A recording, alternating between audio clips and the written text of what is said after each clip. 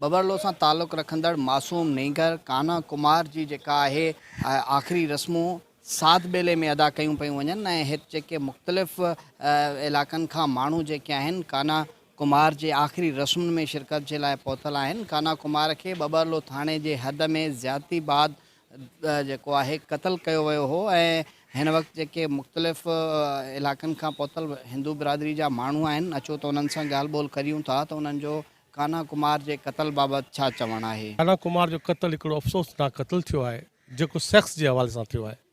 Sex में जेके ॿ माण्हू इन्वॉल्व हुया, मंगणहार ऐं शाह साहब, ख़बरां ईअं पवनि पियूं कि हिकिड़े माण्हू जे मथां हीउ क़त्ल जो केस मढ़ियो वञे पियो।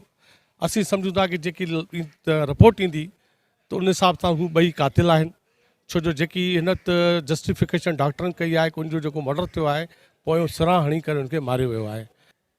काफ़ी ॾींहंनि खां असां सां अहिड़ा वाक़िया थींदा रहनि था हिन सिंध में, त हीउ हिकिड़ो थियो त सेक्सुअल पॉइंट ऑफ व्यू खां ई, पर सॼो दूंहों बबलो छा पर पूरे सिंध जा जेके मिनारिटी आहिनि, जेके हिंदू कम्यूनिटी आहे, उहो परेशान, उन्हनि में हिकिड़ो मायूसीअ जी लहर आहे। माण्हू त पकड़िया आहिनि ज़रूरु, माण्हू त राजा में बि पकड़िया, राजा जे मर्डर में बि अॼु उहे ॿाहिरि घुमनि था आज़ादु, खुलेआम धमकियूं ॾियनि था। गिरफ़्तार थियण खां पोइ छा थो थिए, साल ॾेढ, उन खां पोइ वरी साॻा आज़ादु थी करे असांखे अखियुनि में अखियूं विझी करे धमकियूं था ॾियनि। असां पंहिंजो गवर्नमेंट खां डिमांड था कयूं त कोई अहिड़ो कानून कयो असांजे लाइ, माइनॉरिटीज़ खे जेके राइट्स आहिनि उहे ॾियो असांखे प्रॉपर। ख़ैर तोड़े सिंध जे मुख़्तलिफ़ इलाइक़नि खां पहुतल हिंदू बिरादरी जे माण्हुनि जी अवां ॻाल्हि ॿोल ॿुधी, उन्हनि जो चवणु आहे त हिंदू बिरादरी जे हिन क़त्ल जो तदारुक कयो वञे, ॿी सूरत में हू शदीद एहतजाज कंदा।